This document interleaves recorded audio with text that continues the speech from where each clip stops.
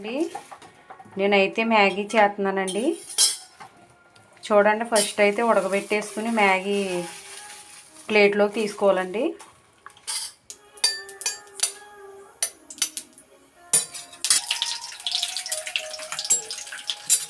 మూడు గుడ్లు అయితే వేసాను చూడండి.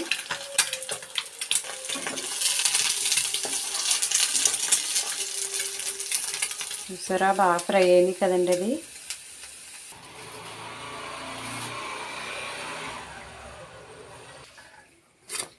ఉల్లిపాయలు వేసానండి. ఉల్లిపాయలు,